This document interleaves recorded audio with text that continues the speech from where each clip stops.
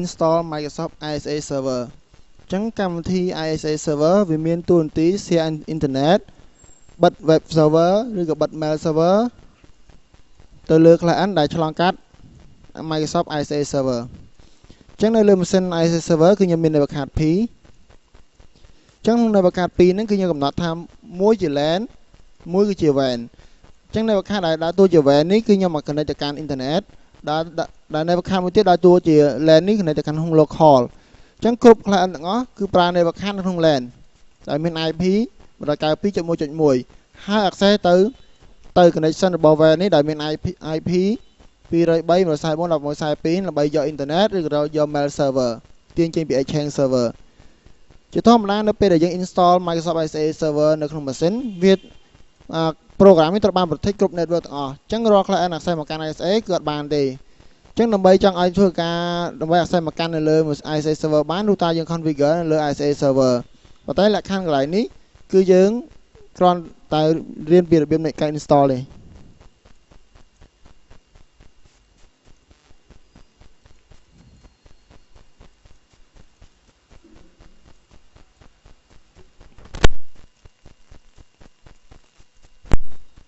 ចឹងនេះជា program ដើម្បី set up ចឹងចុចលើវា set up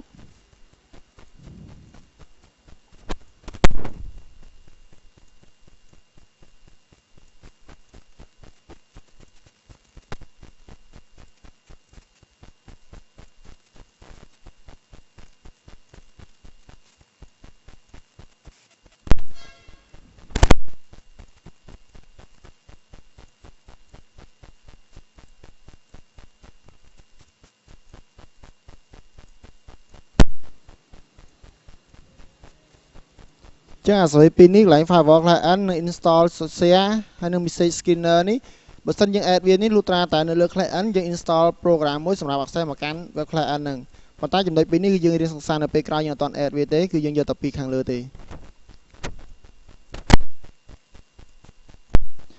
កន្លែងនេះយើងត្រូវ add IP ក្នុង range network card ក្នុង LAN របស់យើង add ចឹង from ពីណាទៅណា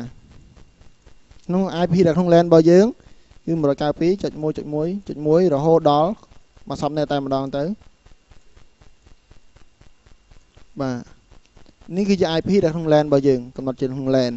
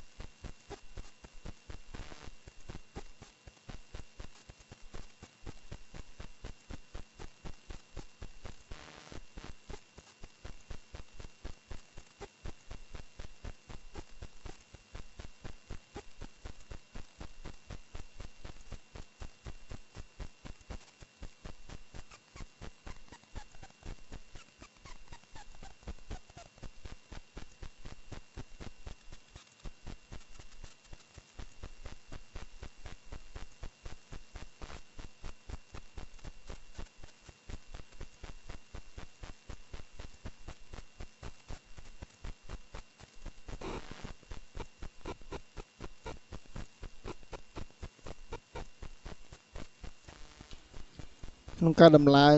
Microsoft ISA server ត្រូវបានបញ្ចប់បន្ទាប់មកចុច yes ដើម្បី restart computer មួយ